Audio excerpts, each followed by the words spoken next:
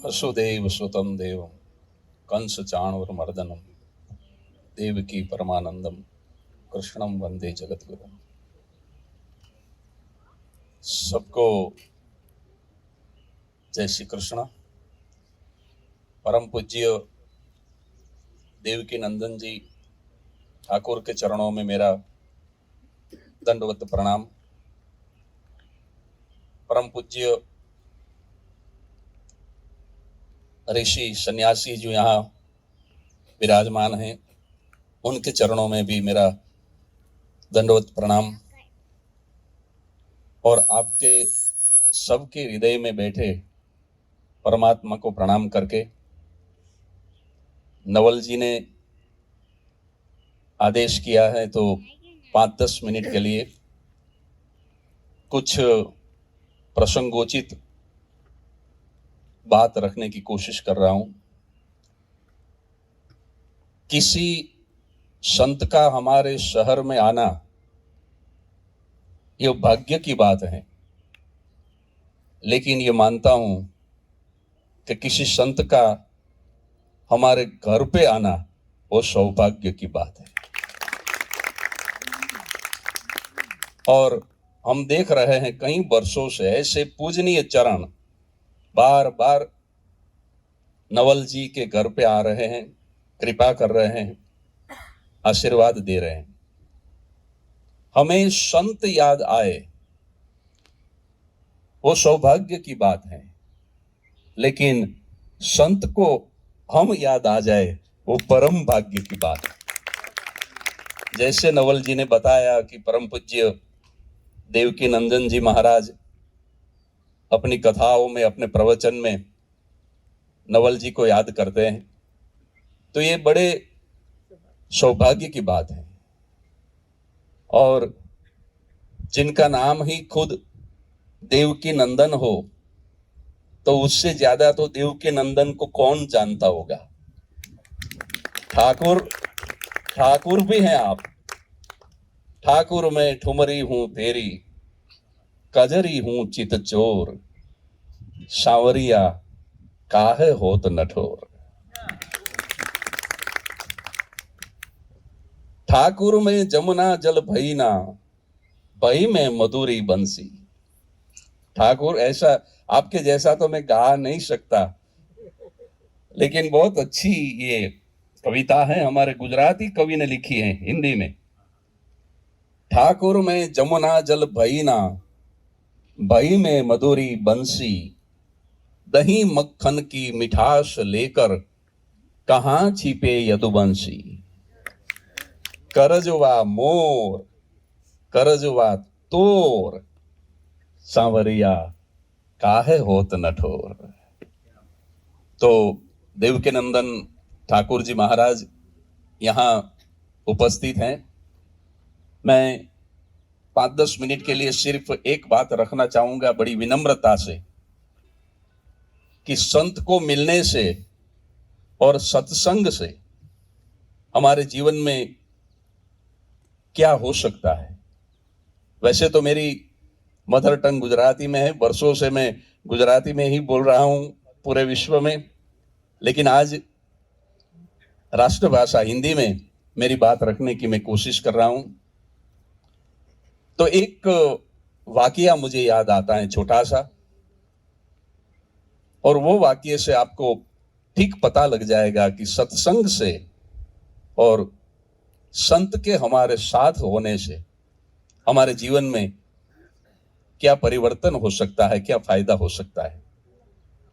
एक ट्रेन जा रही थी कहीं से, और उस ट्रेन के एक कंपार्टमेंट में 2 ही आदमी बैठे थे। पूरे कंपार्टमेंट में 2 ही आदमी, दोनों विंडो सीट पे बैठे थे, आमने सामने बैठे थे। बीच में एक फैन था, कुर्सी भी बिल्कुल सिमिलर। एक जो बंदा बैठा था वो 72-75 साल का बुजुर्ग, लेकिन up to date, suited booted, branded shoes पहने थे, goggles, felt, everything absolutely perfect. लेकिन जो सामने बंदा बैठा था वो युवान था, लेकिन फटे हुए कपड़े थे, यहां तक कि जूता भी फटा हुआ था, बाल बिखरे हुए थे, दाढ़ी बढ़ गई थी। दोनों बैठे थे, ट्रेन जा रही थी और अचानक वो जो युवान था उसने वो बुजुर्ग से कहा कि इफ यू डोंट माइंड, अगर आपको कोई तकलीफ ना हो तो हम हमारी सीट बदल दे।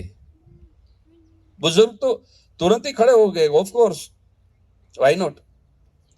तुरंत ही खड़े हो गए, जहां पे युवक बैठा था वहां वो बुजुर्ग बैठ गए, और बुजुर्ग जहां पे बैठे थे वहां वो युवक बैठ गया। लेकिन दिमाग घूमने लगा वो बुजुर्ग का कि बिल्कुल समान है दोनों सीट, दोनों विंडो सीट है, और ये आदमी सीट बदलना क्यों चाहता होगा। रहा नहीं गया तो पूछा युवान से कि अगर आपको तकलीफ ना हो तो कृपया समाधान कीजिए मेरे मन का, मेरे प्रश्न का, कि समान ही सीट है, दोनों विंडो सीट पे बैठे, एक कंपार्टमेंट में हम दो ही बैठे और आपने जगह क्यों बदल दी। तब युवान ने कहा, बाप जी, कि कहानी तो बड़ी लंबी है लेकिन मैं संक्षिप्त में सुनाता हूं। मैं जब छोटा था तब कुसंग हो गया। सत्संग और कुसंग दोनों बराबर इफेक्ट करते हैं। हमारे तकदीर में क्या है और हमें क्या करना है वो हमें तय करना। वो बोल रहा है युवान कि जब मैं छोटा था तो जो सोबत, जो दोस्ती हुई वो बहुत बुरे दोस्तों के साथ, बुरे लोगों के साथ। मैं व्यसनी हो गया, व्यभिचारी हो गया, और यहां तक कि मेरे जो बुरे शौक थे वो पूरे करने के लिए मैं चोरी करने लगा, मैं लोगों को लूटने लगा। और एक बार ऐसा हुआ कि किसी को लूटते वक्त लड़ाई हो गई और मैंने वो आदमी की कत्ल कर दी, मैंने हत्या कर दी। मुझको 7 साल की उम्र कैद हुई। मेरे माँ बाप बहुत परेशान थे मेरे इस कृत्यों से। तो जैसे कि मुझे कैद हुई, अखबार में समाचार छपे और दूसरे ही दिन मेरे माँ बाप ने एक खबर छपवाई कि अब ये बेटे से, ये लड़के से हमारे कोई ताल्लुकात नहीं, हमारी मिल्कत से हम इसको बेदखल करते हैं, ये आज से हमारा बेटा नहीं, हम उनके माँ बाप नहीं। 7 साल की जेल हुई, जेल में बंद था। लेकिन जब मैं पहुंचा तो मुझे बहुत पछतावा हुआ, बहुत दुख हुआ कि अरे रे, मेरे माँ बाप ने कितने संतों के चरण चूमकर, कितने मंदिर की चौखट चूमकर, कितने आशीर्वाद लेकर, बड़ी उम्मीद के साथ मुझे पैदा किया था, लेकिन मैंने मेरे माँ बाप को क्या दिया? बदनामी, दुख और कुछ नहीं। तो बहुत मुझे पछतावा हुआ। 7 साल तक मैं कोसता रहा अपने आप को, गिल्टी फील करता रहा। लेकिन जब छूटने की तारीख नजीक आई कि 16 जून को मैं रिहा होने वाला हूं इस कैद से, इस जेल से, तो मैंने एक खत लिखा कुछ दिन पहले मेरे पिताजी को कि पिताजी, मुझे बहुत पछतावा हो रहा है, मैंने बहुत आपको दुख दिया, मैं अब एक सज्जन की जिंदगी जीना चाहता हूं, मैं आपकी और माताजी की सेवा करना चाहता हूं, मैं संतों की सेवा करना चाहता हूं, मैं कथा सुनना चाहता हूं, मंदिर जाना चाहता हूं, मैं आपको 4 धाम की यात्रा करवाना चाहता हूं, मुझे बहुत पछतावा हो रहा है। और 16 जून को मैं जेल से निकलूंगा, सुबह 9 बजे जेल से मुझे वो मुक्त करेंगे, और दोपहर 12 बजे की एक ट्रेन जो हमारे गांव आ रही है, उसी ट्रेन में मैं निकलूंगा बैठ के। और हमारा जो गांव है, उसका जो रेलवे स्टेशन है, उससे पहले हमारा एक खेत आता है, और खेत में बहुत से वृक्ष हैं, लेकिन एक जो वटवृक्ष है, बनियान ट्री, वो सबसे बुजुर्ग, सबसे बड़ा।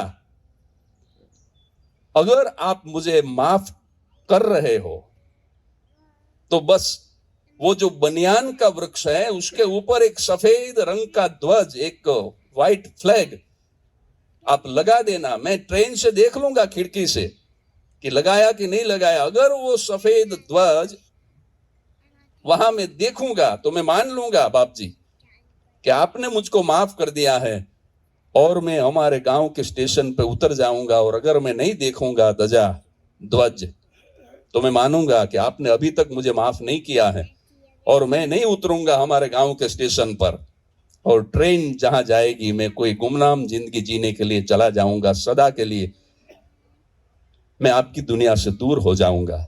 युवान ने बताया बुजुर्ग को ट्रेन के डिब्बे में। और अब मैं बता दूं कि हमने क्यों ये जगह बदल दी। तो जहां पे मैं बैठा था तो ट्रेन जा रही थी उल्टी दिशा में, और मेरी नजर सामने थी, मैं उल्टा बैठा था, इसलिए मैं सामने बैठ गया ताकि ट्रेन की दिशा में ही मेरी निगाह है, मेरी नजर टिकी रहे, तो मैं थोड़ा जल्दी मेरा खेत देख लूं, वो वटवृक्ष देख लूं, इसलिए मैंने जगह बदल दी। ये बात खत्म हुई ना हुई और खेत नजदीक आ गया। युवान ने देखा और नवल भाई वो रोने लगा, बहुत उदास हो गया कि अरे रे, मेरे माँ बाप ने मुझे माफ नहीं किया। सामने जो बुजुर्ग बैठा था उसने कहा कि ये खेत है तेरा, कि हाँ ये है। वो वृक्ष है वटका, कि हाँ वो है। ध्वजा ध्वज नहीं रखा मेरे माँ बाप ने। तो कि बेटा अगर तुझको कोई तकलीफ ना हो, मुझे ऐसा लगता है कि 7 साल तक जेल की चक्की पीसते पीसते और जेल का आटा खाते खाते तेरी नजर थोड़ी कमजोर हो गई। अगर तुझे कोई एतराज ना हो तो मेरे पास चश्मे हैं, मेरे पास ग्लासेस हैं, तू जरा चश्मे लगाकर एक बार तेरा खेत देख ले। युवान ने कहा मुझे तो कोई दिक्कत नहीं, लाओ मैं चश्मे लगा के देखूंगा। और वो बुजुर्ग ने चश्मे निकाल के दिए और युवान ने जैसे ही लगाए और अपने खेत की ओर देखा तो वो कूद पड़ा, उछलने लगा, खुश हो गया। बुजुर्ग ने कहा कि क्या हुआ भाई, क्यों इतना खुश हो गया? और तब युवान ने जवाब दिया कि न केवल वट वृक्ष के ऊपर, not only on banyan tree, लेकिन मेरे खेत में जितने भी वृक्ष हैं सबके ऊपर मेरे माँ बाप ने सफेद ध्वज लहराया है। और मुझे यकीन है कि मेरे माँ बाप रेलवे स्टेशन पे बेताब हैं मुझे वेलकम करने के लिए, मुझे गले लगाने के लिए। मैं उतर जाऊंगा, अब मैं न्याल हो गया, धन्य हो गया। तो ये बात परम पूज्य देवकी नंदन जी ठाकुर की अमृत वाणी सुनने से पहले मैं इसलिए बता रहा हूं मेरे भाई बहनों, मेरे बुजुर्गों, मेरे माँ बाप, कि ये जो संत लोग हैं, ये जो सदगुरु हैं, वो आई स्पेशलिस्ट हैं। वो हमारी आंखों के ऐसे चिकित्सक हैं और उनके पास ऐसी एक नजर के चश्मे हैं जो अगर हमको दे दे तो पूरा नजरिया बदल जा सकता है, पूरी दुनिया बदल सकती है। जिस नजर से हम इस दुनिया को देख रहे हैं वो नजर सही नहीं है। हमें अभी नवल भाई ने बताया कि they want to change our mentality, they want to change our life.